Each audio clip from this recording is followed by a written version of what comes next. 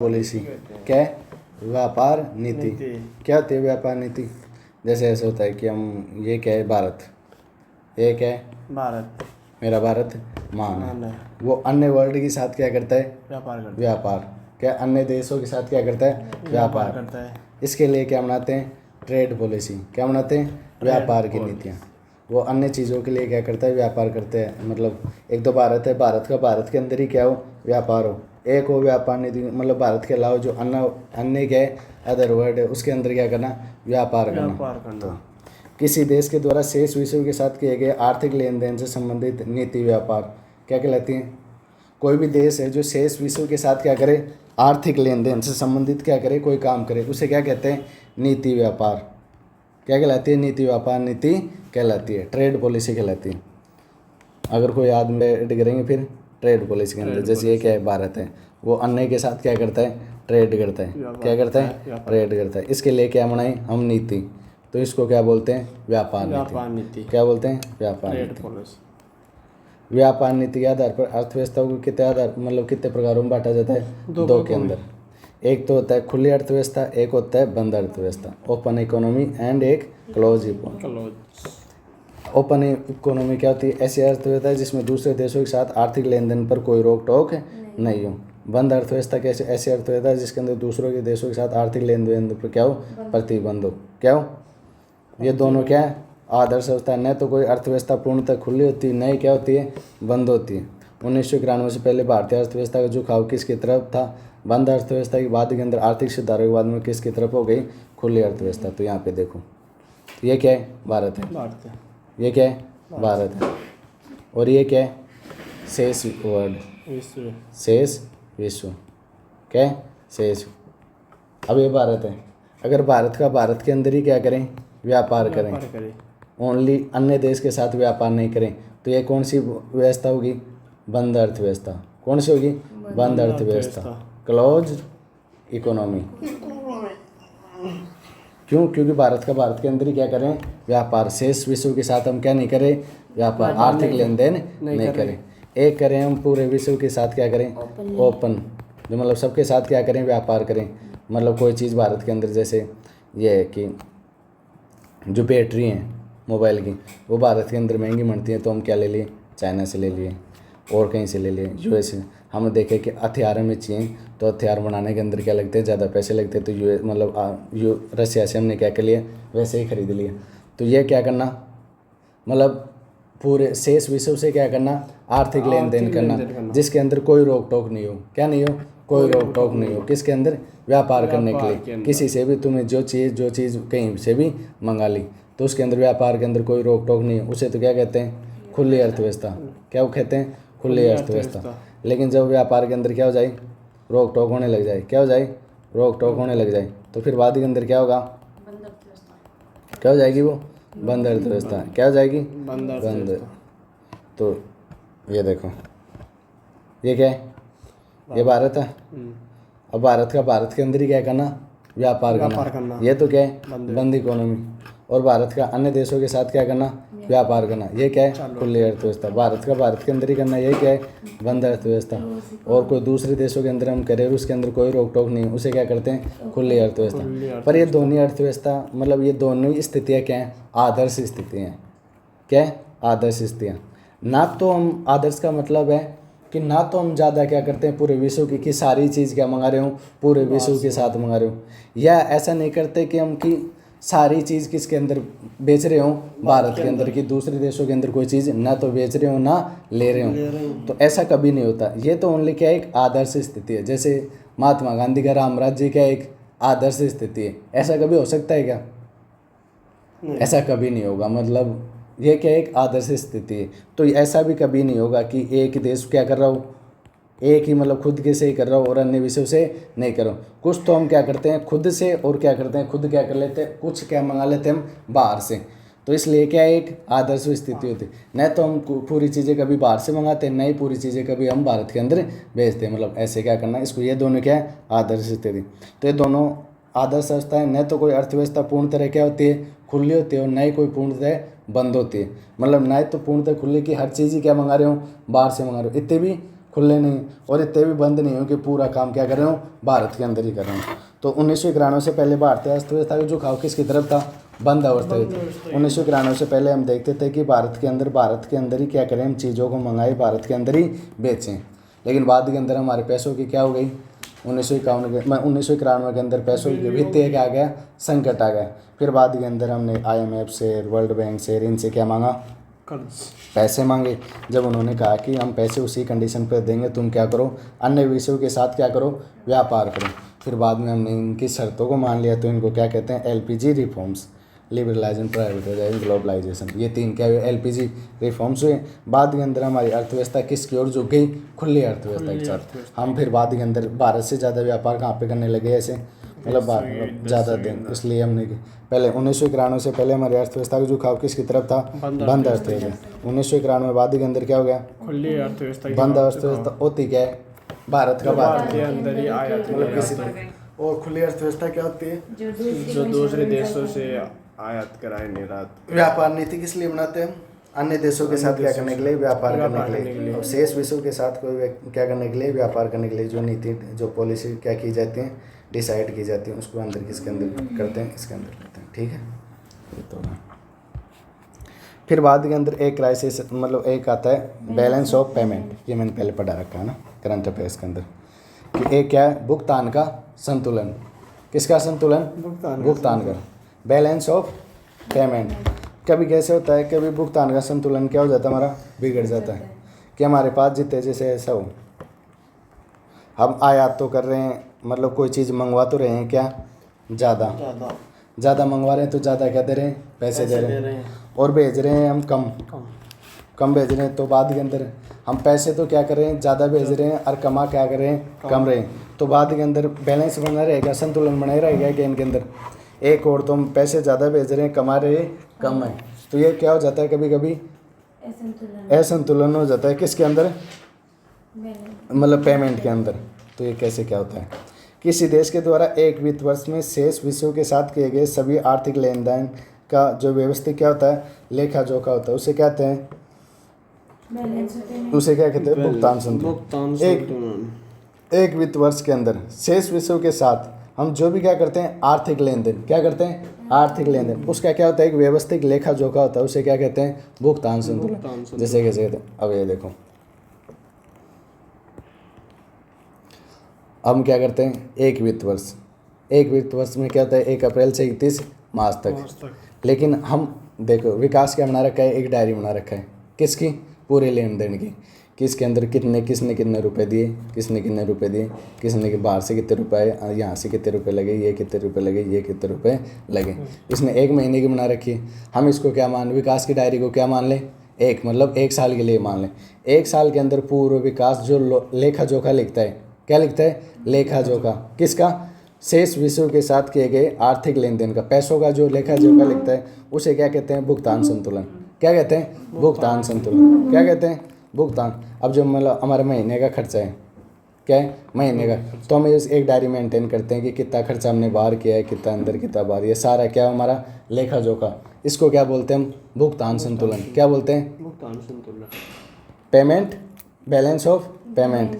किसी देश के द्वारा एक वित्त वर्ष में शेष विषयों के साथ किए गए आर्थिक लेन देन का व्यवस्थित लेखा जोखा। क्या,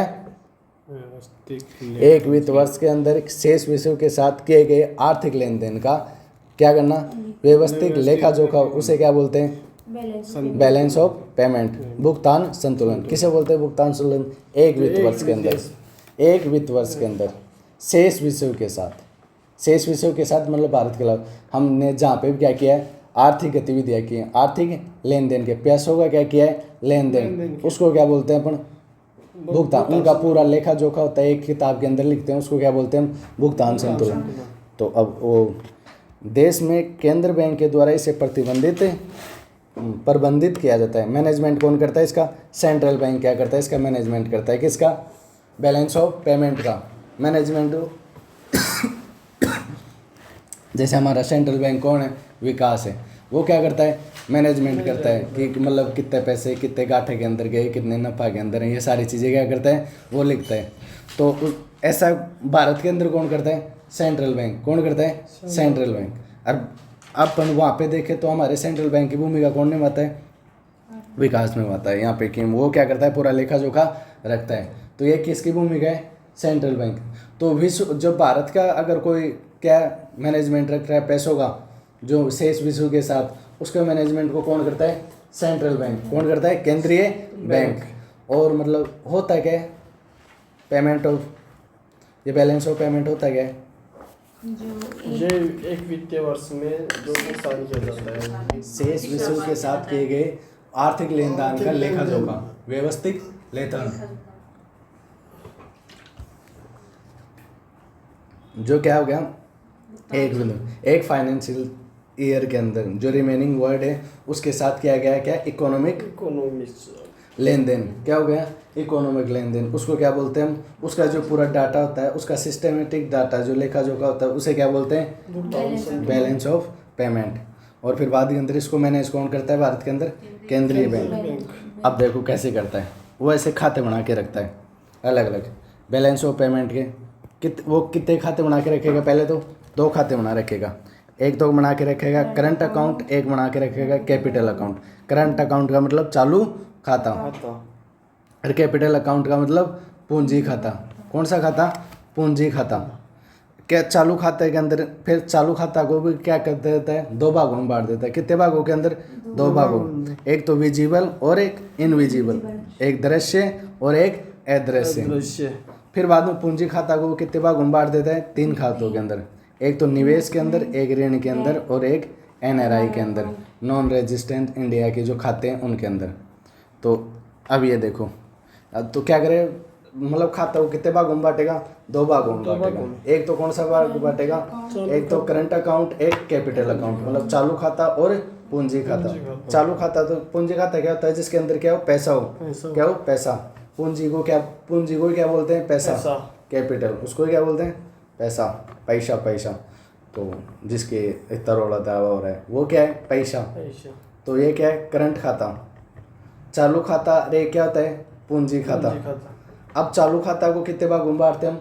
2 खातों के अंदर, एक तो विजिबल और एक इनविजिबल, दृश्य और अदृश्य। और पूंजी खाता को कितने भागों में बांटते हैं? 3 भागों, निवेश, ऋण और अब विजिबल के अंदर क्या होता है?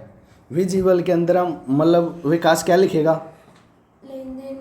वस्तुओं का आयात और निर्यात लिखेगा कि हमने बाहर से कौन सी चीज़ लेके आई, मतलब हमारे मतलब यहाँ पे नहीं थी, बाहर से हमने कौन सी चीज़ें खरीदी, कौन सी चीज़ें बाहर भेजी, उसका आयात निर्यात का डाटा कहाँ पे लिखेगा?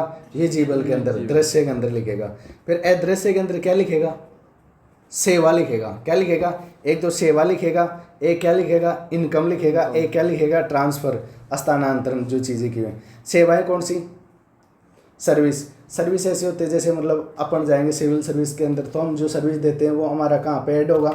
सर्विसेज के अंदर। अगर कोई मतलब जोमेटो से हमने कोई चीज़ मंगाई और वो हमें क्या देने आ रहा है? सर्विस देने आ रहा है, तो वो किसके अंदर काउंट होता है? सर्विस के अंदर। किसके अंदर काउंट होता है? सर्विस के अंदर। फिर आय के अंदर क्या होता है?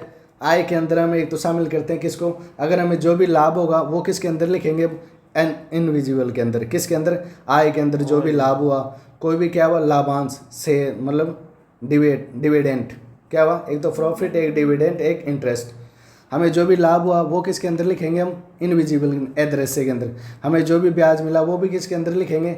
अदृश्य के अंदर। लाभांश, हमने कोई कंपनी के अंदर कोई शेयर खरीद रखे और शेयर से हमें क्या हुआ? लाभ हुआ। जैसे कोई कंपनी ने तूने क्या लगाया, जैसे कोऑपरेशन एकेडमी एक कंपनी है, उसके अंदर तूने क्या लगाई? शेयर खरीद लिए 10,000 के। क्या खरीद लिए? शेयर 10,000 का। मतलब अब तू 10,000 के जो कोऑपरेशन एकेडमी जितनी कमाई हो, 10,000 का मालिक कौन है? तू है।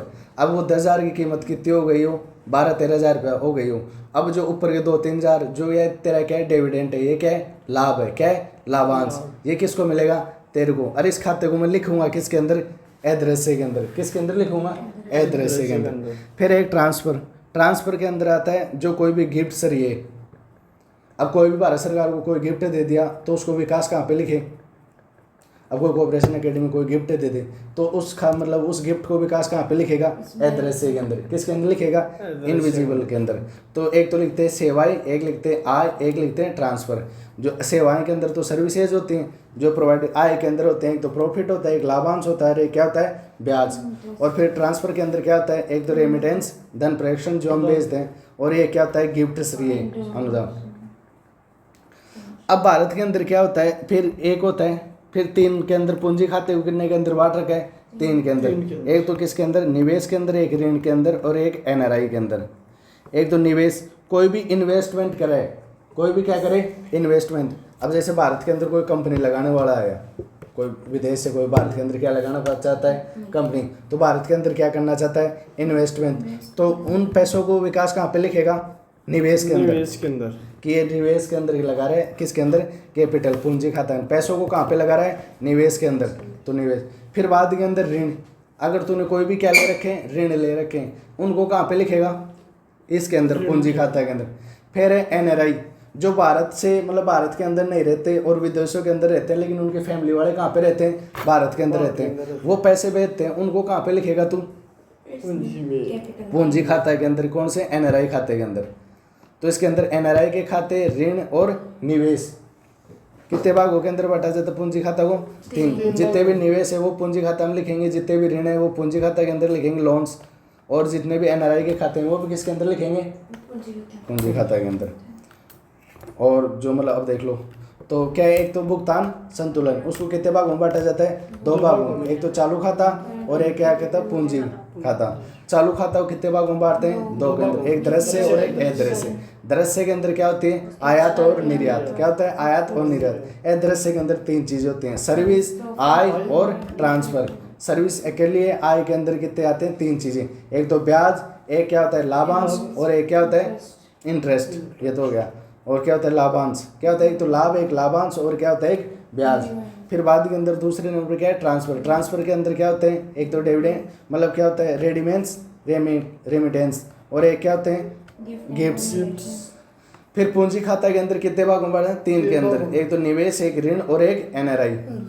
निवेश के अंदर पता है क्या होता है निवेश, कोई भारत के अंदर क्या करना चाहता है, निवेश।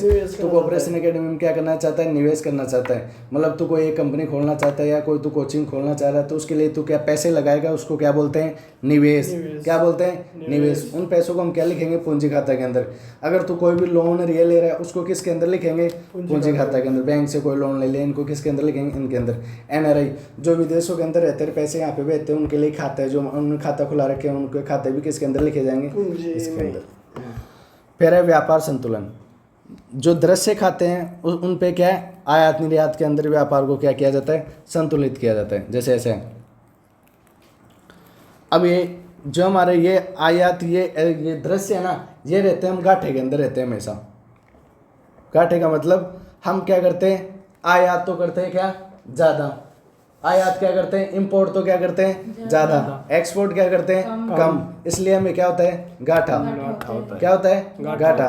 तो हम क्या रहते हैं हमेशा व्यापार घाटा के अंदर, ट्रेड डिफिसिट के, किसके अंदर, ट्रेड डिफिसिट के अंदर रहते हैं हमेशा। किसके अंदर रहते हैं, मतलब व्यापार घाटा के अंदर रहते हैं। मतलब हम क्या करते हैं, आयात तो क्या करते हैं ज़्यादा, इंपोर्ट तो क्या करते हैं ज़्यादा, एक्सपोर्ट क्या करते हैं कम। इसलिए हम क्या रहते हैं, घाटे में रहते हैं। अब सर्विस हम बहुत सारी देते हैं, हम इसके अंदर क्या रहते हैं, सरप्लस के अंदर रहते हैं। आय भी हमारे पास खूब इसके अंदर मतलब थोड़ी बहुत। अब अगर ये देखा जाए तो ये पूरा जो इनविजिबल है ना, इसके अंदर तो हमारे पास खूब पैसे आते हैं, हम इसके अंदर तो घाटे में नहीं रहते। किसके अंदर रहते हैं, सरप्लस के अंदर रहते हैं, आधे के अंदर रहते हैं। भाई तू कॉपी लीजिए भी आधे के, कौन सा आधे के, सरप्लस मतलब मार्जिन कौन है, सरप्लस। अरे तो समझ लो नहीं है तो क्या है, ये तो आता है RS में भी आता है कैसी। सरप्लस का मतलब ऐसा है, देख अब तू यहाँ पे कोई चीज़ क्या मंगाई, आयात तो क्या कर रही है तू ज़्यादा, आयात ज़्यादा कर रही है तो दूसरे देशों को पैसे क्या दे रही है, ज़्यादा। अब तू भेज रही है दूसरे देशों के अंदर चीज़ें कम कर, निर्यात क्या कर रही है, एक्सपोर्ट क्या कर रही है कम। तो विदेशों से पैसे क्या आ रहे हैं हमारे पास कम, भेज रहे हैं क्या ज़्यादा, आ रहे हैं हमारे पास क्या कम। तो हम फायदे के अंदर हैं या घाटे के अंदर, घाटे के अंदर क्यों है, क्योंकि हम आयात करवाते हैं, निर्यात कम करवा रहे हैं। ये तो ज़्यादा रहे हैं, वेज कम रहे हैं। तो उसके अंदर क्या है। अब ये किसके अंदर रहते हैं हम, व्यापार घाटे के अंदर। अब ये क्या हो रहा है, ये व्यापारी तो हो रहा है, वस्तुओं को बेचना मंगाना, ये क्या है, व्यापार है। लेकिन हम मंगाते तो क्या है, ज़्यादा, बेचते हैं कम, इसलिए हमें क्या होता है, घाटा। तो इसे क्या, यहाँ पे ये हमेशा जो विजिबल खाता रहता है वो हमेशा किसके अंदर रहता है, हमारे घाटे के अंदर रहता है। क्या रहता है, घाटे के अंदर। मतलब ऐसा है कि हम चीज़ें बाहर से चीज़ें लाते तो कम है, लेकिन बाहर मार्केट के अंदर बहुत ही कम चीज़ बेचते हैं, तो हमें क्या होता है, व्यापार घाटा। जैसे खेती करें अपन, क्या करें, खेती करें, हमने बीज खाद लेके आए, उनके पैसे तो लगे हमारे 1 लाख, कमाई हुई हमारे किसकी, 50,000 की, तो हम इसके अंदर क्या है, घाटे के अंदर, क्या है, घाटे के अंदर। ये घाटा है तो किसके ऊपर देखा जाता है, देशों के आधार पर। हम देशों और देशों से मंगाते तो क्या है, ज़्यादा, बेचते क्या है, कम, इसलिए हमें क्या होता है, घाटा। अब ये घाटा हो रहा है तो इस घाटे की हम कहीं से पूर्ति भी करें, क्या करें, पूर्ति भी करें। तो पूर्ति हम इस क्षेत्र से करते हैं। जैसे सेवा क्षेत्र के अंदर हम सेवा पूरे विश्व के अंदर सबसे ज़्यादा देते हैं, सर्विसेज, तो हम यहाँ पे क्या रहते हैं, सरप्लस के अंदर। मतलब हमारे पास सरप्लस का मतलब यहाँ पे हम क्या रहते हैं, फ़ायदे के अंदर, किसके अंदर, फ़ायदे के अंदर। अब ये फ़ायदा है, और फिर बाद के अंदर हमें जो गिफ्ट उफ्ट हम तो देते नहीं, हमें इंडिया कोई गिफ्ट उफ्ट ज़्यादा देता है, यहाँ पे भी हम क्या रहते हैं, सरप्लस रहते हैं। इंडिया वाले किसी को क्या नहीं देते, गिफ्ट उफ्ट नहीं देते ज़्यादा। हमारे विदेशों से हमारे पास क्या आता है, गिफ्ट ये आते हैं ज़्यादा।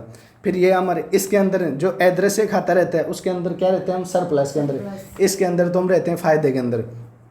लेकिन विजिबल घाटा है, जो विजिबल के अंदर रहते हैं उसके अंदर रहते हैं हम घाटे के अंदर।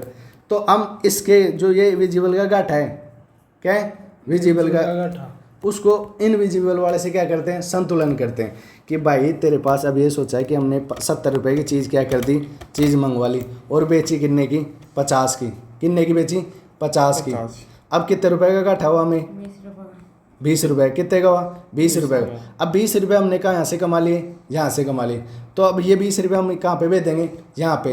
अब घाटा हो गया बराबर, क्या हो गया, बराबर। तो ऐसे क्या करते हैं हम, घाटा को संतुलित करते हैं। फिर हम निवेश के अंदर, भारत वाले कंपनी, भारत के अंदर कंपनी ज़्यादा लगती है, भारत वाले विदेशों के अंदर जाके कंपनी ज़्यादा लगाते हैं, भारत के अंदर आके कंपनियाँ ज़्यादा लगती हैं, भारत के अंदर ज़्यादा लगती हैं। भारत के अंदर क्यों लगती हैं ज़्यादा, जनसंख्या कितनी है, 140 करोड़ है। अब मतलब कोई भी चीज़ तू बनाएगा जनसंख्या के लिए तो बनाएगा, तो भारत के अंदर जनसंख्या बहुत सारी है, तो दुनिया चाहती है कि भारत के अंदर कंपनी लगाई जाए और वहाँ पे लोग खरीदेंगे तो हम क्या कमाएंगे, पैसे। तो भारत के अंदर इन्वेस्टमेंट क्या होता है, ज़्यादा। फिर ऋण भी हम क्या लेते हैं, ज़्यादा। फिर NRI के जो भारत के जो 140 करोड़ के जनसंख्या है, तो उसके जो लोग हैं वो सारी जगह क्या कहे जाते हैं, पाए जाते हैं। कहा जाता है चीन का माल और इंडिया के आदमी हर कहीं पाए जाते हैं। क्या करते हैं, चीन का माल और इंडिया के आदमी पूरे विश्व के अंदर कहीं पे भी चले जाओ उनसे पीछा नहीं छूटेगा।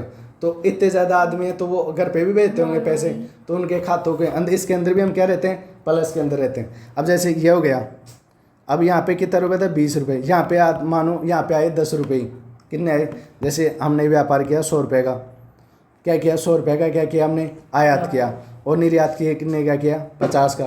तो कितने बचे हमारे घाटे के अंदर, 50। फिर 20 रुपये हमारे कहाँ से आ गए, यहाँ से, और ऐसे मानो कि 30 रुपये कहाँ से आ गए, यहाँ से। तो हम इन सारों को मिला के क्या करते हैं, इसका घाटे को बढ़ते हैं। अब 50 रुपये कम पड़ रहे तो 20 हमसे यहाँ से ले लिए, 30 यहाँ से लेके इसको क्या कर दिया, संतुलित कर दिया। क्या करते हैं, संतुलित।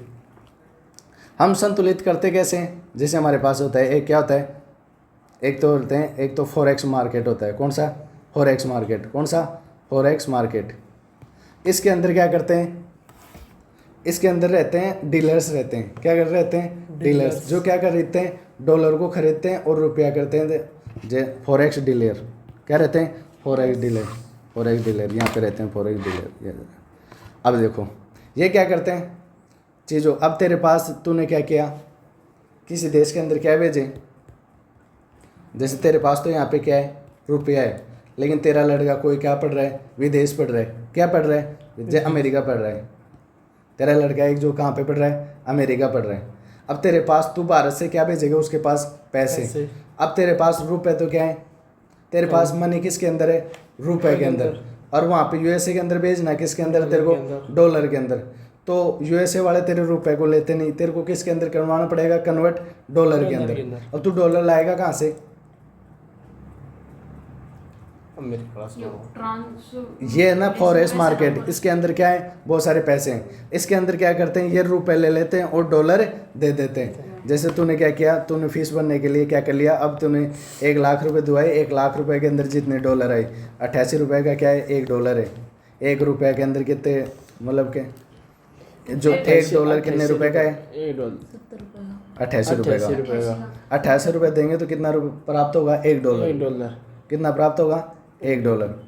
आपनो तो ₹1 और फिर अमेरिका को 88 थी ना। आपना तो 88 आपना 88 रुपया और बाको $1 बराबर है। तो मतलब आपने ज्यादा पैसा लगे हैं फिर आपने ज़्यादा पैसे लगेंगे आपना रुपये ज़्यादा चल रहा वैल्यू बना। और ये मतलब क्यों होता है, जो लोग मतलब ऐसा होता है कि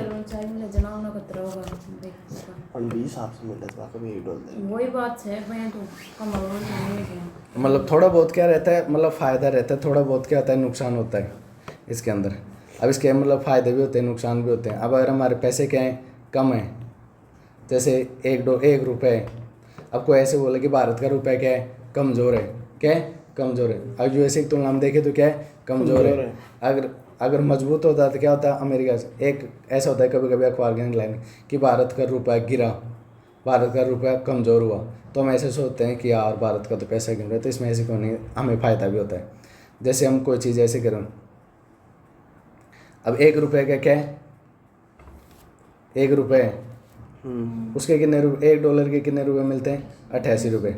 अब कोई विदेशी है, वो भारत के अंदर क्या भेजे, वो वहाँ पे डॉलर कमाए और उसको रुपये के अंदर कन्वर्ट कराएंगे तो उसके पैसे क्या हो जाएंगे, ज़्यादा हो जाएंगे। और वो काम तो कहाँ पे आएंगे, यहाँ पे। ऐसे देखो कि हम क्या कर रहे हैं, निर्यात तो भी देश में काम कर जाएगा फायदे से तो क्या कर रहे हैं ना, ऐसे भी हम आयात निर्यात अलग होते हैं। अब ये क्या कर रहे हैं, निर्यात। निर्यात करने के लिए क्या करेंगे, निर्यात करेंगे, सामान मंगवाएंगे। जैसे सामान, ये क्या कर रहे हैं, अपन कोई चीज़ भेज रहे हैं, क्या कोई चीज़ भेज रहे हैं, किसके अंदर, अमेरिका के अंदर। अब भारत का रुपया कितना गिरा हुआ है, भारत का कोई रुपया है वो कितना, मतलब कितना है, 88 रुपये का। 88 रुपये का है। जैसे कोई चीज़ भारत के अंदर पहले क्या मिलती थी, ऐसे मान ले तू ज़्यादा नहीं, कि $1 कितने रुपए के बराबर है, ये $1 है, वो कितने रुपए के बराबर है, ऐसे मान समझने के लिए कितने बराबर, ₹10 के बराबर है। कितने बराबर है, ₹10 के बराबर है। अब तूने कोई ₹10 की क्या भेजा, कोई पेन भेजा बना के। अब तू ₹10 का कोई चीज़ को पेन भेजेगा, वो कितने रुपए के अंदर बिकेगा वहाँ पे, $1 किसके अंदर, $1 के अंदर, किसके अंदर, $1 के अंदर। अब यहाँ पे भारत के अंदर क्या हो गया, रुपया क्या हो गया, कमज़ोर हो गया। क्या हो गया, कमज़ोर हो गया। अब रुपये कमज़ोर हो के कितना हो गया, 20 का हो गया। अब 20 के अंदर तू कितने पेन बना देगा, 4 कितने पेन बनाएगा, 2। हमारी कॉस्ट तो क्या थी, 5 अरे पेन क्या था, पेन कितने रुपए का बन रहा था, $10 का बन रहा था, लेकिन वही कितने का हो गया, अब वही डॉलर कितने का हो गया, 20 का। अब ये 20 का हुआ तो इसके अंदर अब कितने पेन बन जाएंगे, 2 पेन। अब 2 पेन वहाँ पे कितने रुपए के बिकेंगे, $1 में, $1 के अंदर ही क्या हो रहा है, $1 के अंदर। अब $1 के अंदर बिकेंगे। अब वहाँ पे उन $1 के अंदर कितनी चीज़ें मिल रही हैं, 2 चीज़ें। तो 2 चीज़ें मिल रही है तो हमारा निर्यात क्या होगा, बढ़ेगा। वो क्या करेंगे, वहाँ पे चीज़ें ज़्यादा खरीदेंगे तो हमें क्या होगा, इससे फ़ायदा हुआ। तो अगर हमें डॉलर गिनने, जो हमारे रुपए गिनने से फ़ायदा हुआ, एक नुकसान हुआ, फायदा किस लिए हुआ, नुकसान भी है यहाँ पे, लेकिन ज़्यादा यहाँ पे क्या हुआ, हमें फ़ायदा हुआ। अब नुकसान भी होता है, क्या होता है, नुकसान भी होता है। कि एक पेन 10 रुपये में $1 में तो भी जा रहे हैं। अब क्या करें, ये तो हमने निर्यात करे थे, हम क्या करें, आयात। क्या करें, आयात। अब वहाँ पे कोई $1 की चीज़ थी, कोई $1 की चीज़ थी, उसके लिए पहले हम कितने रुपए दे रहे थे, ₹10 दे रहे थे। कितने रुपए दे रहे थे, ₹10 की। लेकिन हमारा रुपया क्या हो गया, गिर गया। अब वही चीज़ हमें कितने रुपए के अंदर खरीदनी पड़ रही है, ₹20 के अंदर। कितने रुपए के अंदर, ₹20 के अंदर। और वो तो कितना है, वहाँ पे तो एक ही है, लेकिन हमें कितने देर पड़ रहे, 20। तो ये क्या होता है, नुकसान होता है। हम आयात करते हैं तब तो क्या होता है, हमें नुकसान, लेकिन जब निर्यात करते हैं तब हमें क्या होता है, फ़ायदा। क्योंकि ज़्यादा चीज़ें हमारी बिकती हैं तो ज़्यादा क्या हो जाता है, निर्यात बढ़ जाता है हमारा। तो इससे फ़ायदा भी होता है, नुकसान भी होता है, दोनों ही चीज़ें होती हैं। तो ज़्यादा ऐसे लोड लेने की कोई आवश्यकता नहीं कि भारत गिर रहा है तो रोने ही लग जाओ कि भारत का पैसा गिर रहा है, हाय दया मैं क्या करूँ। तो ऐसी कोई प्रॉब्लम नहीं है। इससे फायदा भी होता है और नुकसान भी होता है। एक तो क्या, अब चालू खाते के अंदर कितने भागों के अंदर बांटते हैं, दो के अंदर, एक विजिबल के अंदर और एक इनविजिबल। कैपिटल खाता के अंदर निवेश, ऋण और एनआरआई। तो ये तो जो दृश्य खाते के आयात निर्यात के अंतर व्यापार को क्या कहा जाता है, व्यापार संतुलन। क्या कहा जाता है, व्यापार संतुलन कहा जाता है। किसको, दृश्य खाते के आयात निर्यात के अंतर को, इस आयात के अंतर को क्या कहा जाता है, व्यापार संतुलन।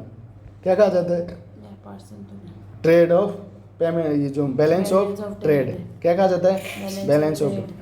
अब देखो, अगर हमारा क्या हो जाए, आयात बढ़ जाए, हम आयात ज़्यादा करें और निर्यात कम करें, तो हमें क्या होगा, व्यापार घाटा, ट्रेड डेफिसिट।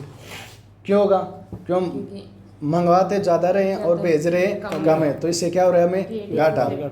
एक होता है निर्यात, तो हम क्या करें, ज़्यादा करें और मंगाए कम, तब क्या होता है, व्यापार आधिक्य, ट्रेड सरप्लस, तब क्या होता है, हमें फायदा। और फायदा को हम क्या बोलते हैं, इसके अंदर थोड़ा टेक्निकल रूप के अंदर, व्यापार आधिक्य, ट्रेड सरप्लस। तो भारत के द्वारा दृश्य खाते विजिबल अकाउंट पर सामान्य एक क्या होता है, भारत को जो विजिबल अकाउंट है, जो विजिबल, एक का मायने हमेशा कहाँ रह जाए, घाटा, हमेशा क्या देखा जाता है, घाटा देखा है विजिबल के अंदर, दृश्य के अंदर, दृश्य के अंदर क्या रहता है, हमेशा घाटा। उस दृश्य को मतलब घाटे को संतुलित कैसे करते हैं, अदृश्य खाते पर आधिक्य की स्थिति रहती है। अदृश्य के खाते के अंदर क्या रहती है, विजिबल, सरप्लस की क्या रहती है, कंडीशन रहती है। इस सरप्लस आधिक्य का प्रयोग व्यापार घाटे को संतुलन करने के लिए किया जाता है, परंतु फिर भी चालू खाता क्या होती है, क्या होता है, चालू खाता है कि घाटे की स्थिति में रहता है, और इस चालू खाते का घाटा कहा जाता है, जो कि अर्थव्यवस्था का एक क्या है, महत्वपूर्ण संकेतक है। क्या है, संकेतक। पूंजी खाता आधिक्य की स्थिति में रहता है, जिसका प्रयोग चालू खाते को संतुलित करने के लिए किया जाता है। देखो ऐसे बोल रहा है, ये देखो ऐसा कुछ नहीं बोल रहा कि इस खाते को क्या करने के लिए, संतुलित करने। इस ये तो क्या रहता है, हमेशा घाटे के अंदर। जो दृश्य खाता है वो हमेशा रहता है घाटे के अंदर, जो अदृश्य रहता है वो हमेशा क्या रहता है, आधिक्य के अंदर, सरप्लस के अंदर। अब इस चालू खाते ये पूरा मामला, अब ये यहाँ पे देखो, हम यहाँ पे तो क्या रह रहे हैं, अरे कहाँ पे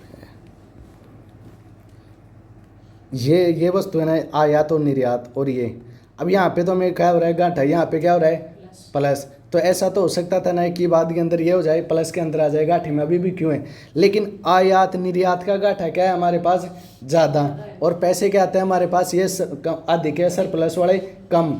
अब ओवरऑल भी देखें तो ये पूरा खाता ही क्या रहता है, माइनस के अंदर। क्यों रहता है, ये तो प्लस के अंदर है, ये माइनस के अंदर, फिर भी क्यों रहता है कि माइनस इतना ज़्यादा है कि प्लस भर ही नहीं पाता है। जैसे माइनस के अंदर हमारे गए 50,000, हमने यहाँ से अधिक के कितने थे, 20,000, फिर भी 30,000 का क्या हो गया, हमें घाटा हो गया। अब 30,000 के घाटे को हम कहाँ से भरेंगे, पूंजी खाता से। अगर यहाँ से भी बढ़ जाता तो हम यहाँ से क्या कर देंगे, घाटा भर देंगे।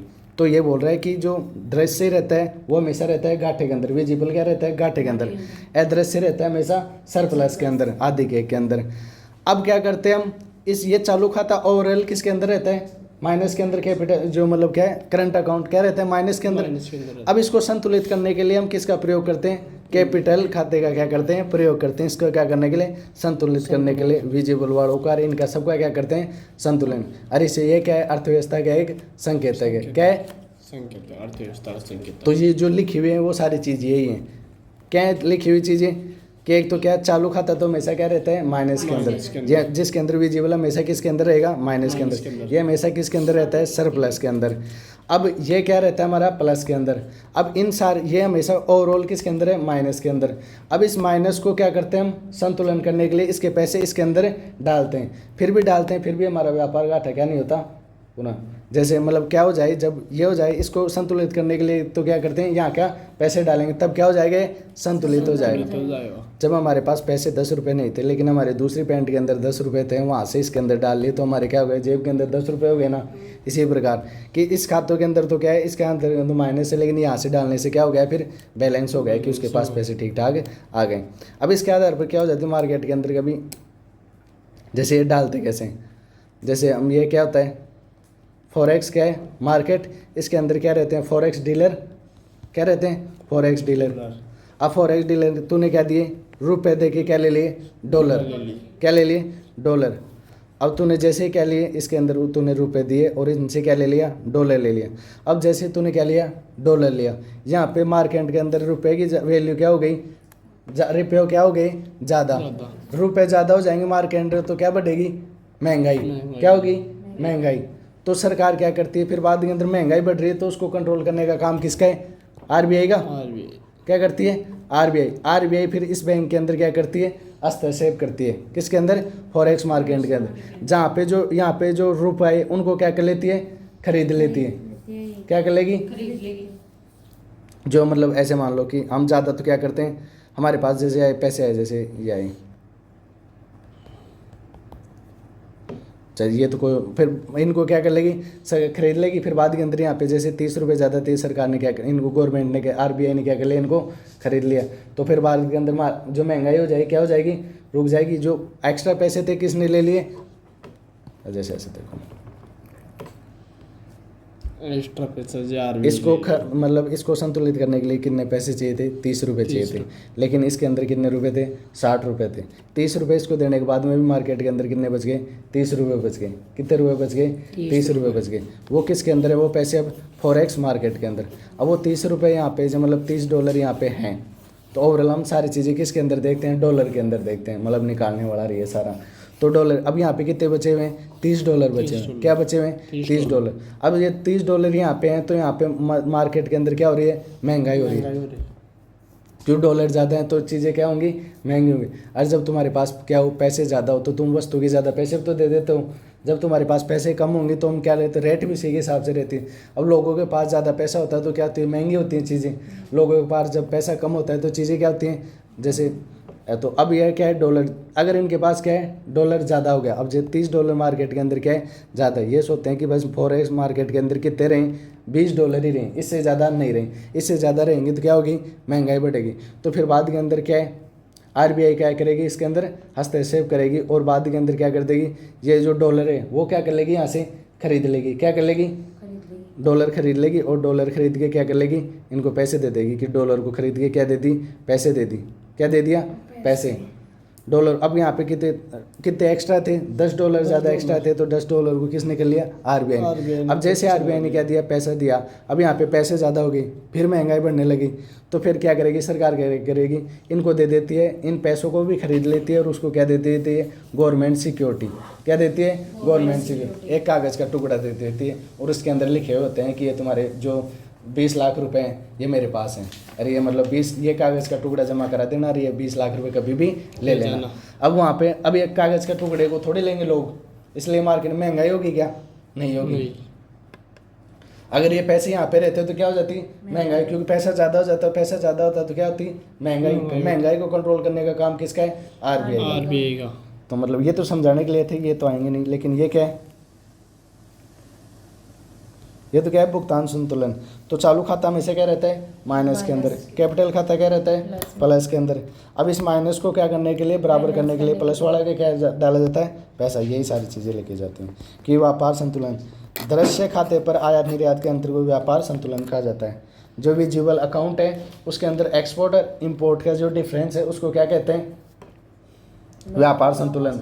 क्या कहते हैं, व्यापार। हमने टॉपिक डाला ऊपर ही ऊपर, क्या है, व्यापार, मतलब ऊपर ही ऊपर तो डाला है क्या है, बैलेंस ऑफ पेमेंट, मतलब क्या, ट्रेड पॉलिसी। तो ट्रेड पॉलिसी के अंदर क्या है, व्यापार संतुलन। क्या है, व्यापार संतुलन। व्यापार संतुलन, ट्रेड बैलेंस है क्या, कि देश के साथ आयात एक्सपोर्ट इंपोर्ट का क्या है, डिफरेंस। एक्सपोर्ट और इंपोर्ट का डिफरेंस, आयात और निर्यात का अंतर, वो क्या है, व्यापार संतुलन। अरे जैसे हो आयात तो हमने क्या कर लिया, बहुत सारा, तो हमने पैसे तो भेज दिए बहुत सारे, पैसे आए हमारे पास बहुत कम, तो फिर बाद के अंदर ये चीज़ संतुलित हुई क्या, संतुलित का मतलब दोनों चीज़ क्या होनी चाहिए, बराबर होनी चाहिए, ना तो ज़्यादा एक्सपोर्ट ज़्यादा इम्पोर्टेंट, इस इम्पोर्ट, इसी को क्या बोलते हैं हम, व्यापार संतुलन। ट्रेड मतलब बैलेंस, क्या बोलते हैं इसको, किसी के लिए पॉलिसी बनाते हैं, इसे बोलते हैं क्या है, ट्रेड बैलेंस। क्या बोलते हैं, ट्रेड बैलेंस। अरे ट्रेड इसको नहीं बोलते हैं, मतलब ये तो अरे ऐसे बोलते हैं, हाँ। फिर बाद में होता है कि आयात ज़्यादा हो जाए, निर्यात कम हो जाए तो क्या होता है, व्यापार घाटा। निर्यात ज़्यादा और आयात क्या है, कम है, तब क्या होता है, व्यापार अधिक है, ट्रेड सरप्लस। इंपोर्ट ज़्यादा हो, क्या हो, ज़्यादा हो। एक्सपोर्ट कम हो, तब तो क्या हुआ, ट्रेड डेफिसिट। अगर क्या हो, इंपोर्ट कम हो और एक्सपोर्ट ज़्यादा हो तो क्या होगा, ट्रेड सरप्लस। भारत में दृश्य खाते विजिबल अकाउंट पर सामान्यतः क्या रहता है, एक व्यापार घाटा देखा जाता है। जो विजिबल अकाउंट है उसमें क्या रहता है, हमेशा ट्रेड डिफिसिट है। अदृश्य खाते इनविजिबल अकाउंट में अधिक की स्थिति रहती है, सरप्लस की क्या रहती है, कंडीशन रहती है। इस सरप्लस अधिक का प्रयोग व्यापार घाटे को क्या करने के लिए, संतुलित करने के लिए किया जाता है, परंतु फिर भी चालू खाते का घाटे की स्थिति में रहता है। मतलब ये सारे पैसे डाल दे तब भी क्या नहीं होता वो, अब हमारे पास इतने पैसे कभी आते ही नहीं कि हमारे पास, अगर इसके भी पैसे डाल दें, इसके भी पैसे डाल दें तो क्या नहीं हो, व्यापार संतुलन ही नहीं हो पा रहा, जो कि एक अर्थव्यवस्था का क्या है, संकेतक है। पूंजी खाता अधिक की स्थिति में रहता है जिसका प्रयोग चालू खाता को संतुलित करने के लिए किया जाता है। देख इससे तो क्या नहीं रहता है, ये नहीं, इस वाले से क्या नहीं होता, संतुलित नहीं होता, इसके अंदर इतने नहीं। फिर अगर इस वाले का भी प्रयोग किसके लिए करते हैं, फिर इसको संतुलित करने के लिए, क्या करने के लिए, संतुलित करने के लिए। फिर है भुगतान संतुलन का संकट, क्या है, भुगतान संतुलन। जब आयातों को चुकाने के लिए पर्याप्त विदेशी मुद्रा उपलब्ध नहीं होती तब इस क्या कहा जाता है, भुगतान, balance of payment crisis, balance of payment crisis क्या होता है, जब आयातों को चुकाने के लिए पर्याप्त क्या नहीं हो, विदेशी मुद्रा उपलब्ध नहीं हो तब इसे भुगतान संतुलन संकट कहा जाता है। जैसे ये हम कोई चीज़ मंगाना चाह रहे हैं, किससे, अमेरिका से हमने कोई मशीन मंगाई, किसकी, $500 की, कितने की, $500 की। हमारे पास पैसे हैं ओनली, हमारे फॉरेक्स रिजर्व के अंदर कितने पैसे हैं, मतलब हमारे पास पैसे कितने हैं, $200। अब ये चीज़ हम क्या, कोई चीज़ जो आयात करें वो चीज़ हम खरीद सकते हैं क्या, नहीं। तो ये क्या है, व्यापार संतुलन का संकट है, क्या है, व्यापार। जब आयात करने के लिए हमारे पास क्या नहीं हो, पर्याप्त विदेशी मुद्रा उपलब्ध नहीं हो तब इस भुगतान संतुलन संकट कहा जाता है। भारत में ये संकट कब देखा गया था, 1991 के अंदर। कब देखा गया था, 1991। श्रीलंका के अंदर कब देखा गया था, 2022 के अंदर। और पाकिस्तान तो अभी भी क्या रहता है, मतलब प्रेजेंट के अंदर भी क्या है, संकट के अंदर ही है। जैसे अब जब हमारे पास क्या हूँ, पैसे ख़त्म हो रहे हों, जब डॉलर हमारे पास कम रह रहे हों तो हम क्या करते हैं, सबसे पहले पॉलिसीज के अंदर कटौती करते हैं। हम उन चीज़ों के अंदर कटौती करते हैं, जैसे अब हमारे ये क्या है, फॉरेक्स मार्केट है, इसके अंदर हमारे क्या है, फॉरेक्स डीलर है, यहाँ पे हमारे पास क्या रहता है, डॉलर रहता है इसके अंदर। अब डॉलर हमारे पास क्या है, कम है, अब $200 ही है। अब हम क्या करते हैं, जो आवश्यक चीज़ें नहीं होती हैं उनको क्या कर देते हैं, बंद कर देते हैं। जैसे 2022 जैसे व्यापार करना तो क्या है, अब व्यापार तो हमें करना पड़ेगा। अब मशीन तो क्या है, इम्पोर्टेंट है। अब कोई घूमने जा रहे हैं, अब कोई अमेरिका में घूमने जाता है तो सबसे पहले वो क्या आता है, यहाँ पे आता है और क्या करवाता है, रुपए जमा करवाता है और डॉलर यहाँ से लेके जाता है। क्या करता है, डॉलर यहाँ से लेके जाता है। फिर बाद में अगर हमारे कोई देश विदेश के अंदर लड़के पढ़ रहे हैं तो हम यहाँ पे रुपया जमा कराते हैं और यहाँ से क्या ले लेते हैं, डॉलर ले लेते हैं। जब हमारे संकट की स्थिति हो तब हम क्या कर देते हैं, इनके अंदर कटौती कर देते हैं। जैसे घूमना जाना जरूरी है क्या, घूमना जाना इतना जरूरी नहीं है, तो उसको ले क्या कर देते हैं। अगर भारत के अंदर क्या हो, पेमेंट की क्या हो, दिक्कत हो, किसकी, कि हमारे पास जो विदेशी मुद्रा भंडार बचा ही नहीं, उसके लिए सबसे पहले हम किसके अंदर कटौती करेंगे, कि जो घूमने वाले जा रहे हैं इसको अब से घूमने नहीं जाना, भारत के अंदर ही घूम लो, हमारे पास डॉलर नहीं है। तो हम क्या कर देंगे, फिर ये जो घूमने के लिए पैसे लेके जाते हैं, डॉलर लेके जाए, वो हमारे पास बच जाएंगे, थोड़ा सा रिजर्व।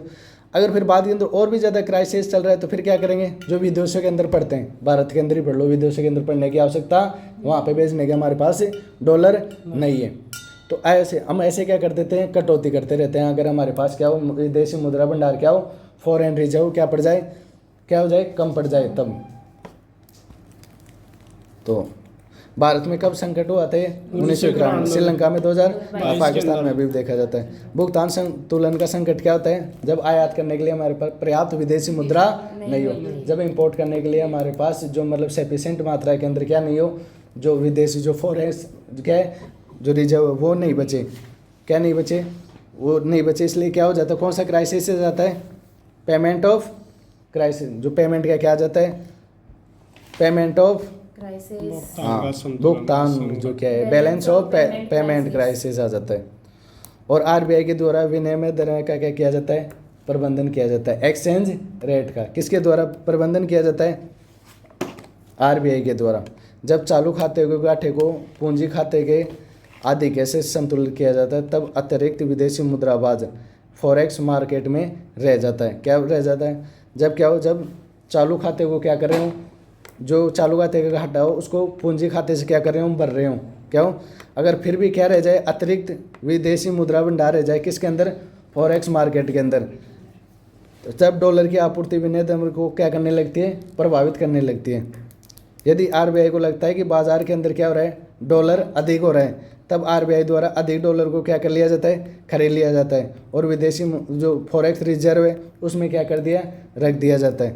जब बाजार में डॉलर की कमी होती है तब आरबीआई के द्वारा क्या कर दिया जाता है, बाजार के अंदर डॉलर बेच दिया जाता है। जब आरबीआई बाजार से डॉलर को क्या करता है, खरीदता है, तब इसके कारण रुपए की आपूर्ति क्या हो जाती है, बढ़ जाती है, जिसमें बाजार में रुपए की क्या होती है, तरलता बढ़ जाती है। इसे बढ़ी हुई तरलता को कम करने के लिए आरबीआई के द्वारा क्या लाया जाता है, सरकारी प्रतिभूतियाँ, गवर्नमेंट सिक्योरिटियाँ बेची जाती थी। इस प्रक्रिया को क्या कहा जाता है, सेंट्रलाइजेशन या सेंट्रलाइजेशन और क्या है, बंदेकरण। सेंट्रलाइजेशन क्या है, सेंट्रलाइजेशन जो कुछ नहीं है इसके अंदर, जो ऊपर बताया था वही चीज़ें क्या है इसके अंदर लिखी हुई हैं। अब जैसे ये देखो, ये क्या है, बैलेंस ऑफ पेमेंट। इसके कितने खाते हैं, 2 खाते हैं। एक तो क्या है करंट और एक क्या है कैपिटल। करंट को कितने भागों में बांट रखा है, 2 के अंदर, एक तो विजिबल और एक इनविजिबल। इसके कितने भागों में बांट रखा है, इन्वेस्टमेंट, लोन्स और NRI, non residence of India के खाते, बैंक मतलब अकाउंट। अब ये क्या है विजिबल। अब विजिबल के अंदर यह होता है आयात और निर्यात, लेकिन ये हमेशा किसके अंदर रहता है, घाटे के अंदर। ये क्या रहता है, हमेशा प्लस के अंदर। ये भी क्या रहता है, प्लस के अंदर। पहले बात तो हम क्या करें, इसके घाटे को दूर करने के लिए सबसे पहले तो इसका प्रयोग करेंगे। अगर इसके अंदर भी घाटा प्रयोग क्या नहीं होता है, घाटा मतलब पूर्ण नहीं होता है, तो फिर हम क्या करते हैं, इसका प्रयोग करते हैं। अब जैसे यहाँ पे घाटा कितने का हो रखा है, हमने चीज़ मतलब एक्सपोर्ट तो किया 100 रुपये का और इम्पोर्ट तो किया हमने 100 रुपये का, एक्सपोर्ट किया कितने का, 50 का। तो ये घाटा हमारे पास कितने का हो रहा है, 50 का। हमारे पास सरप्लस के अंदर यहाँ पे कितने रुपए के अंदर हम 10 रुपये के अंदर, इधर कितने रुपए के अंदर हम 70 रुपये के अंदर, कितने रुपए के अंदर, 70 रुपये के अंदर। अब ये 50 थे जहाँ पे 10 तो हमने यहाँ से ले लिए और 40 हम यहाँ से ले लेंगे, किसको संतुलित करने के लिए, इस व्यापार घाटे को संतुलित करने के लिए। अब यहाँ पे कितने रुपए बच गए, 30 रुपये। कितने बच गए, 30 रुपये। अब ये पैसे कहाँ पे होते हैं हमारे, अब $30 बच गए। कितने बच गए, $30 बच गए हमारे पास।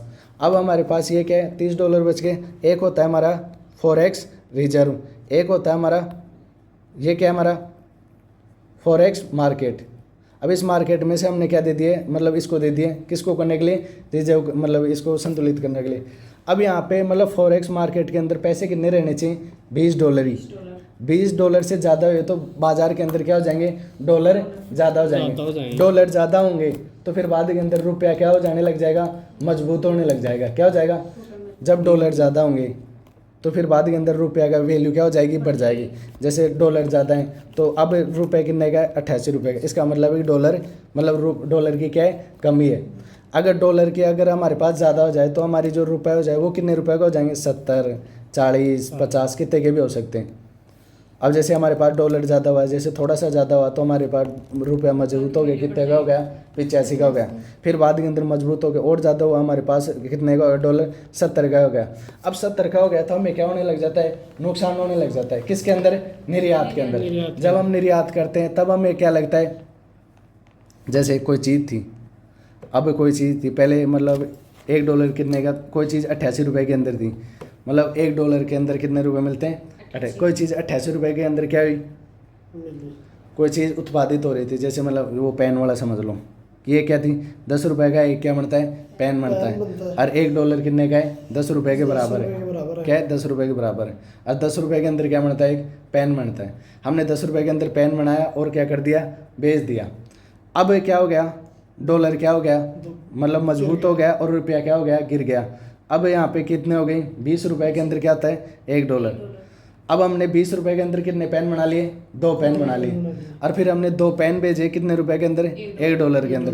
अब 20 रुपये के अंदर हमें क्या मिल रहे हैं, 20 रुपये हमारे लगे जो कितने, $1 के बराबर हैं। और फिर बाद के अंदर हमारे क्या लग रहा है, जो $1 है $1 कितने रुपए का हो गया? 20 रुपए का हो गया। गया। हमारे कॉस्ट तो क्या पड़ रही है? हमारे तो सेम पड़ रही है। क्या है? ये तो हम जब एक्सचेंज करते हैं तब देखते हैं। जो भारत की जो लेवल होती है उसके ऊपर तो कोई प्रभाव नहीं पड़ता इनका। तो हमारे तो वही पेन कितने का बन रहा है? अब वो पेन $1 का बन रहा था, अब 20 रुपए के अंदर कितने बनेंगे? अब इनको $1 के अंदर कितने पेन मिलेंगे? 2। पहले $1 के अंदर क्या मिल रहा था? 1 पेन। अब क्या मिल रहा था? 2। तो तो पड़ेगी वो भारत के अंदर नहीं 20 रुपए पड़ता। वो और वो तो हम जब एक्सचेंज करवाने जाते हैं ना तब जब मतलब पैसे मिलते हैं। जैसे अब भारत डॉलर कमजोर हो रहा है, नहीं हो रहा है, तेरे क्या प्रभाव पड़ रहा है? तेरे तो कुछ नहीं पड़ रहा, लेकिन बाकी बड़े उनके पड़ता है। जब हम जब तो बाकी तो पड़ रही है पे कर रहे जी, क्यों सामान ले रहे जी, साथ बाकी तो पड़ रही है। उनके क्यों पड़ रहा है? उनके तो क्या है, उनको तो क्या ही देना पड़ रहा है? $1 देना पड़ रहा है। मजदूर ये तो हमारी हो रही है यहाँ पे। वो तो पहले भी $1 देते, $1 के अंदर कितने पेन लेते थे? 1। क्या लेते हैं? 1। हम भी उतनी कॉस्ट के अंदर, अब हमने भेजा कि वो कितने का हो गया? 20 रुपए का हो गया। तो 20 रुपए के अंदर हमारे क्या, अब वो रिप्यो की रचना नुकसानों से अपने नुकसान होता है, लेकिन नुकसान है मतलब नुकसान और फायदे दोनों इनके बराबर हैं। इसलिए ज़्यादा यह गिरना और ज़्यादा मजबूत होना किसी के लिए सही नहीं है। मजबूत होना तो भी हमारे लिए सही नहीं है, और ज़्यादा गिरना भी क्या नहीं है हमारे पास। गिरना ज़्यादा गिर जाए तब ऐसा हो जाता है कि हमारी मनी ऊपर विश्वास उठ जाता है। जैसे फिर 1 किलो चीनी खरीदनी हो ना, उसके लिए 1 कट्टा पैसों का देना पड़ता है। क्या देना पड़ता है? 1 कट्टा पैसों का देना पड़ता है। इसलिए वो पर वो तो जब ज़्यादा बढ़ती है तब ज़्यादा प्राइस है। ये यहाँ पे नॉर्मल के अंदर कोई प्रभाव नहीं। अब पहले $1 के अंदर 10 रुपए के अंदर क्या आता था? $1। अब $1 के अंदर क्या मिल रहा था? 1 पेन। अब 20 रुपए के अंदर क्या मिल रहा है? $1। अब वो यहाँ पे कितने पेन बन जाएंगे इतनी देर के अंदर? 2। अब वो $1 के अंदर कितने पेन खरीद रहे हैं? 2 पेन। अब 2 पेन खरीद रहे हैं तो वो अब उनका फायदा होगा तो वो क्या करेंगे? ज़्यादा खरीदेंगे तो हमारा निर्यात बढ़ता है, लेकिन हमारा पैसा क्या हो जाए? मजबूत हो जाने लग जाए। जैसे क्या था हमारा, क्या था? 5 रुपये। अब 5 रुपये, अब यह हो गया कि मजबूत कितना हो गया कि डॉलर कितने के बराबर हो गया? 5 रुपये के बराबर हो गया। अब वो कोई चीज़ हमारे अब 5 रुपये के बराबर हो गया। अब हम एक पेन को बनाने के लिए कितने $1 का प्रयोग करेंगे? $2 का। कितना प्रयोग का? $2 का। अब हमने कोई पेन भेजा और फिर बाद में उसकी रेट पहले $1 थी, अब हमने क्या कर दी? $2। तो $2 होते ही वो क्या खरीदेगा कि उसको कि रहने दे, मैं दूसरी चीज़ खरीद लूँगा, कोई दूसरा चाइना वाले से खरीद लूँगा। तो हमारे पेन को खरीदना क्या कर देगा? बंद। जब मजबूत होता है रुपया तो हमें क्या होता है? नुकसान होता है। इसलिए नहीं तो हमारे तो पैसे की तो क्या बढ़ी थी? वैल्यू बढ़ी थी। इससे तो हमारे तो लोग तो ऐसे समझो मजबूत हो गए, पैसा मजबूत हो गया, लेकिन उससे क्या होने लगे? नुकसान हो। हमारे जो निर्यात हैं वो क्या होने लगे? कम होने लगे। क्या होने लगे? कम। इसलिए हम क्या करते हैं? हमारी वैल्यू को क्या करते हैं? ऐसे ठीक ठाक ही रखते हैं। तो जब अब ये क्यों होगी? जब मार्केट के अंदर ज़्यादा डॉलर होंगे तभी तो हमारा पैसा क्या होगा? मजबूत होगा। तो हमारे जो एक होता है फॉरेक्स रिजर्व वाला, RBI वाले क्या करते हैं इसके अंदर, जैसे उनको $10 एक्स्ट्रा दिखे, इस $10 को एक्स्ट्रा को क्या कर लेते हैं? खरीद लेते हैं। और इसके बदले डॉलर के बदले क्या दे देते हैं इनको? रुपए। क्या दे देते हैं? रुपए। अब डॉलर ज़्यादा नहीं है तो रुपए की वैल्यू मतलब ज़्यादा ना तो गिरेगी ना बढ़ेगी। अब जो मैंने अब इन्हें जैसे ही रुपया दिया तो यहाँ पे क्या हो गई? रुपया ज़्यादा हो गई, जिससे क्या बढ़ने लगी? महंगाई बढ़ने लगी। अब रुपए ज़्यादा हो गए तो सरकार इसको RBI फिर आएगी, RBI बोलेगी मैं रुपए नहीं दूंगी। रुपए की जगह क्या दे देती हूँ? तुम्हें एक कागज़ दे देती हूँ। क्या दे देती हूँ? कागज़। उसे क्या बोलते हैं? गवर्नमेंट सिक्योरिटी, सरकारी प्रतिभूति। क्या बोलते हैं उसको? सरकारी प्रतिभूति। जैसे ही क्या देगी? गवर्नमेंट सिक्योरिटी देगी। उसने क्या दे दिया? गवर्नमेंट सिक्योरिटी दिया। जैसे सिक्योरिटी दिया मतलब पैसे यहाँ से ले गया कि जो तुम्हारे पास जो पैसे आए थे $10 के, जितने भी पैसे आए थे वो पैसे हमें दे दो, और $10 के बदले में क्या ले लो तुम? Government security. अब वो कागज़ देगा। वो कागज़ थोड़ी मार्केट के अंदर चलता है, मार्केट के अंदर तो क्या चलते हैं? पैसे। तो फिर बाद के अंदर ये ऐसे क्या होता है? संतुलित। ये सारी चीज़ें यहाँ पे लिखी हुई हैं कि जब हम क्या करते हैं इनको संतुलित करने के लिए क्या करते हैं? जो पूंजी खाते का जब प्रयोग करते हैं तब बाद के अंदर सरप्लस के अंदर रहता है क्या? पूंजी खाता। तो इसके अंदर डॉलर की क्या हो जाती है? अधिकता। जब डॉलर की अधिकता होती है तो फिर वो जो बाद के अंदर जो एक्सचेंज रेट है किसको? विनिमय दर को क्या करता है? प्रभावित करता है। एक्सचेंज रेट क्या है? ये है, यानी $1 कितने का है? ये $1 है। और फिर बाद के अंदर ये कितने रुपए का 28 रुपये 88 रुपये का। ये क्या है विनिमय दर है, एक्सचेंज रेट है। जैसे बिग मैक बर्गर का प्रयोग किया है किसका करने के लिए, एक्सचेंज रेट सिग्नल में, तो ये क्या है एक्सचेंज रेट है। अब एक्सचेंज रेट पर क्या पड़ने लगता है प्रभाव, जब डॉलर ज़्यादा होगा तो हमारा रुपये क्या होगा, मजबूत हो जाएगा, कितने रुपए पे आ जाएगा 85 के। विनिमय दर पे क्या पड़ रहा है प्रभाव, जब डॉलर क्या होता है मार्केट ज़्यादा रहेगा तो फिर क्या पड़ेगा, मार्केट के अंदर क्या हो जाए, फिर जो रुपये ना वो क्या होने लग जाएगा, स्ट्रॉन्ग होने लगे, मतलब विनिमय जो एक्सचेंज रेट है वो क्या होगी, प्रभावित होगी, क्या होगी, प्रभावित होगी, इन जो इफेक्ट होगी। जैसे ये प्रभावित होगी तो आरबीआई क्या करेगा, जो डॉलर है मार्केट से जो किसके अंदर, फॉरेन मार्केट के अंदर, फॉरेक्स मार्केट के अंदर जो डॉलर है उसको खरीद के किसके अंदर डाल देगा, फॉरेक्स रिजर्व के अंदर, किसके अंदर डाल देगा, फॉरेक्स रिजर्व। फिर बाद के अंदर वो कैसे खरीदेगा, पैसों के अंदर, जैसे उसने पैसे दिए तो पैसे ज़्यादा हो गई, तो पैसे को संतुलित करने के लिए क्या करेगा, वो सरकारी प्रतिभूतियाँ देगा, सरकार पैसे को क्या करेगा, खरीद लेगा, और सरकारी जो उनके बदले में क्या दे देगा, गवर्नमेंट सिक्योरिटी दे देगा, क्या दे देगा, गवर्नमेंट सरकारी प्रतिभूति दे देगा। तो यही है। तो वो पैराग्राफ समझ में आ गया पूरा, तो उसके अंदर कुछ नहीं है, ऐसा ही है मतलब। अरे इस प्रक्रिया को क्या कहते हैं, बंदेग्रहण कहते हैं, स्टेलाइजेशन क्या कहते हैं। भारत में मुख्य आयात, हम कौन कौन सी चीज़ें का क्या करते हैं, आयात, कौन सी चीज़ों को हम इंपोर्ट करते हैं। भारत के अंदर ज़्यादा कौन सी चीज़ें मंगाते हैं हम, कच्चा तेल मंगाते हैं। फिर बाद के अंदर हम क्या मंगाते हैं, सोना मंगाते हैं। फिर इलेक्ट्रॉनिक उपकरण, क्या होते हैं इलेक्ट्रॉनिक उपकरण, कोई भी चीज़ है, पंखा उंखा बनाने की, बैटरी बनाने की, ये सारी चीज़ें, कोई गाड़ी बनाने की, कार बनाने की, ये सारी चीज़ों का क्या करते हैं, इंपोर्ट करते हैं। मशीनें भी हम क्या करते हैं, मंगवाते हैं। कोयला भी हम बाहर से क्या करते हैं, मंगवाते हैं। क्या क्या मंगवाते हैं, एक तो कच्चा तेल मंगाएंगे, क्रूड ऑयल मंगाएंगे, एक स्वर्ण, एक क्या बनाएंगे, गोल्ड, एक क्या बनाएंगे, इलेक्ट्रॉनिक इक्विपमेंट्स, और क्या बनाएंगे, मशीनें, और क्या बनाएंगे, कोल। ये सारी चीजें हम क्या करते हैं, बाहर से मंगवाते हैं। कौन कौन सी मंगवाते हैं, सोना मंगवाते हैं, क्रूड ऑयल मंगवाते हैं, कोयला मंगवाते हैं, इलेक्ट्रॉनिक इक्विपमेंट्स मंगवाते हैं, और क्या मंगवाते हैं, मशीनें। ये तो हम क्या करते हैं, बाहर से मंगवाते हैं। हम बेचते क्या है बाहर, पेट्रोलियम के उत्पाद, क्या पेट्रोलियम के उत्पाद मंगवा रहे क्या है, कच्चा तेल। जब हमारे पास क्या आता है, कच्चा तेल आता है। अब कच्चा तेल को मतलब कच्चा तेल ऐसे थोड़ी यूज हो जाएगा, जैसे सरसों, या सरसों को मानो तुम क्या मानो, कच्चा तेल, क्या मानो, सरसों हम कहीं बाहर से मंगवाए, फिर बाद के अंदर उसको हमने रिफाइन तेल, कच्चे सरसों को तेल को निकाला, क्या करा, सरसों को तेल को निकालते हैं तो साइड के अंदर क्या निकलती है, खड़े, क्या निकलती है, खड़े। वो क्या है, उत्पाद, किसका, कच्चा तेल का क्या हो गया, उत्पाद। अब एक्स्ट्रा में क्या मिल गई, खड़। हमने मंगाई थी ओनली सरसों, लेकिन बाद के अंदर अब जब उसको क्या किया हमने, सरसों से उसको अलग किया तो हमें एक चीज़ और उत्पादित हो गई, खड़, क्या हो गई, खड़।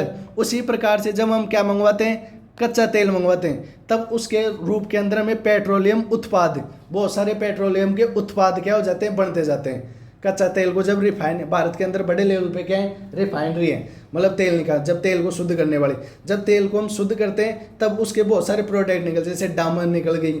ये डामर कहाँ से आती है, जब तेल को क्या कर रहे हो, रिफाइन कर रहे होते हैं, तब उससे क्या निकलती है, डामर निकलती है। जब हम तेल को रिफाइन कर रहे होते हैं तो उसी में डीजल निकल जाता है, उसी के अंदर क्या निकल जाता है, केरोसिनी तेल निकल जाता है। ये सारी चीज़ें उसी के क्या है, उत्पाद हैं।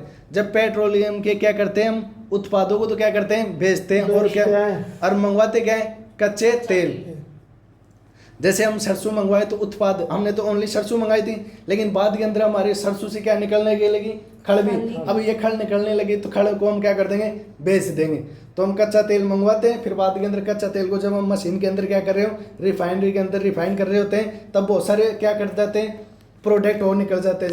जैसे खड़ निकलते हैं, वहाँ पे और भी सारी चीज़ें निकल जाती हैं। जब और सारी चीज़ें निकलती हैं, उन और सारी चीज़ों को हम क्या, पेट्रोलियम उत्पादों को क्या कर देते हैं, बाहर भेज देते हैं। फिर रत्न और आभूषण, हमने क्या मंगाया, सोना मंगाया, फिर हमने उसके क्या बनाए, जेम्स एंड ज्वेलरी बनाई। क्या बनाई, जेम्स एंड मतलब रत्न और आभूषण मंगाए। जैसे गोल्ड आया, गोल्ड के क्या बना लिया हमने अच्छी तरीके से, एकदम भारत के अंदर डिजाइन बहुत अच्छी तरीके से करते हैं। ये डिजाइन विदेशों को क्या आती है, पर मतलब अच्छी लगती है, तो भारत से जो मतलब उन्हें ओनली गोल्ड मंगाया, गोल्ड को क्या किया, उसके अंदर वैल्यू एडिशन किया, उसके अंदर क्या किया, डिजाइन विजाइन दे दी। अब उसका क्या करते हैं हम, निर्यात करते हैं। क्या करते हैं, निर्यात करते हैं। फिर बाद के अंदर जेनेरिक दवाइयाँ, क्या कौन सी, भारत के अंदर बड़े लेवल पे क्या की जाती है, दवाइयों को बाहर भेजा जाता है। भारत के अंदर जो दवाई बनाने की फैक्ट्रियाँ बहुत ज़्यादा हैं। जेनेरिक दवाइयाँ कौन सी होती हैं? जेनेरिक दवाइयाँ कौन सी होती हैं?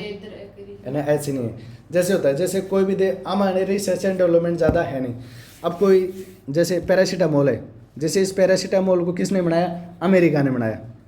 अब कोई भी जो अमेरिका ने बनाया तो अमेरिका के पास क्या रहता है? 20 साल तक इसको ओनली फॉर कौन बनाएगा? अमेरिका ही। पेटेंट होता है। क्या होता है? पेटेंट। 20 साल बाद के अंदर क्या हो जाता है? ये पेटेंट बंद हो जाता है, समाप्त हो जाता है उसका। जैसे पेटेंट क्या हो जाएगा? समाप्त हो जाएगा।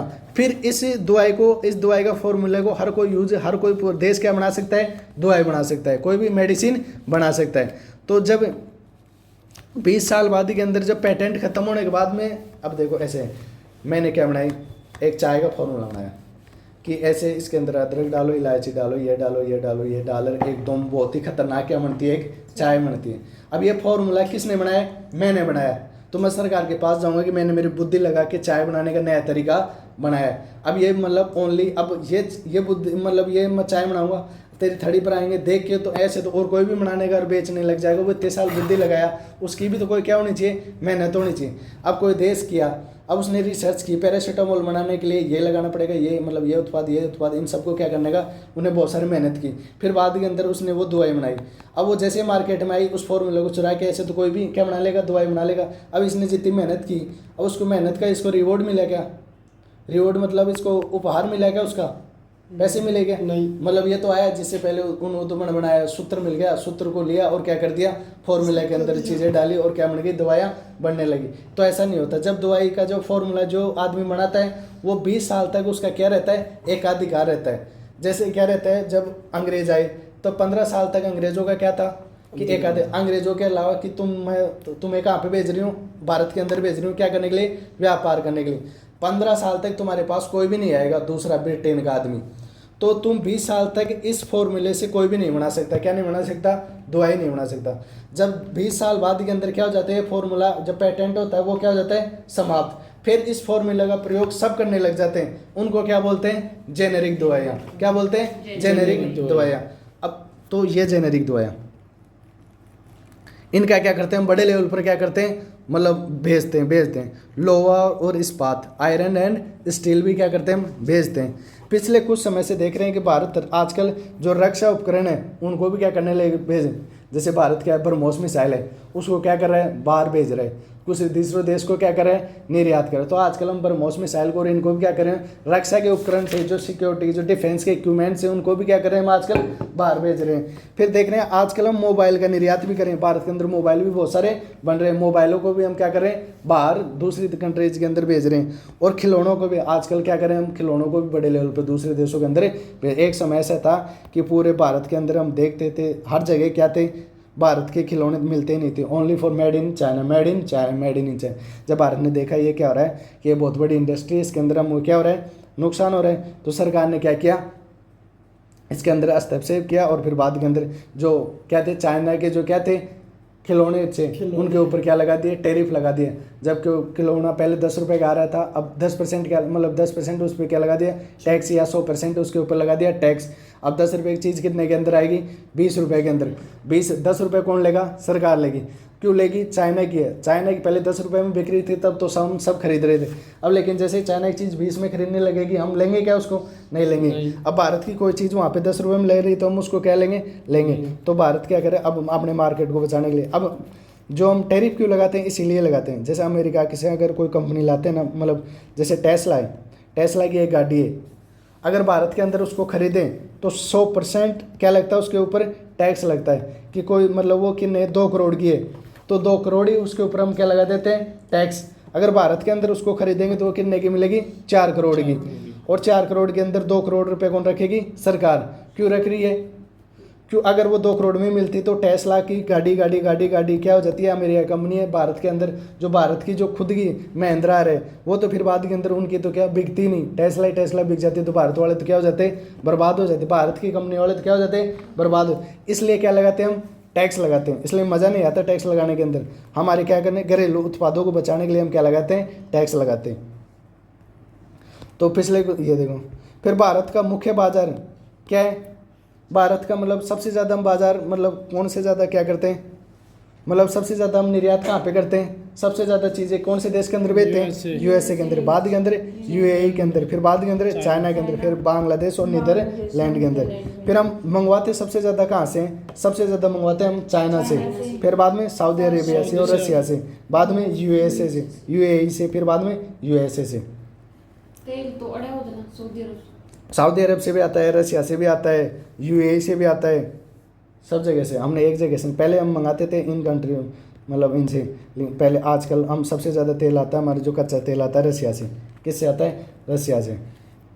तो भारत के मुख्य बाजार का गंतव्य एक्सपोर्ट मार्केट कौन है, सबसे ज़्यादा किसके अंदर बेचते हम, यूएसए के अंदर सबसे ज़्यादा यूएसए के अंदर बेचते, फिर यूए में, फिर चाइना, फिर बांग्लादेश। अब जब आयात के स्रोत, जब सबसे ज़्यादा मंगवाते कहाँ से, चाइना से, फिर सऊदी अरब, यूएसए। भारत का सबसे बड़ा व्यापार साझेदार, जो हमारा सबसे ज़्यादा व्यापार किसके साथ करते हैं हम, चीन के साथ। अगर हम आयात और निर्यात दोनों को देखा जाए तो सबसे ज़्यादा हम व्यापार किसके साथ करते हैं।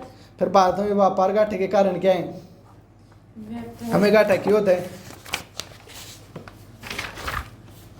भारत को घाटा क्यों होता है, तो भारत को आयात को अधिक है। भारत का आयात, एक तो सीधा सा कारण है भारत का आयात अधिक है, तो हमारा आयात क्यों अधिक है, नहीं है हमारे पास। चलो ठीक है।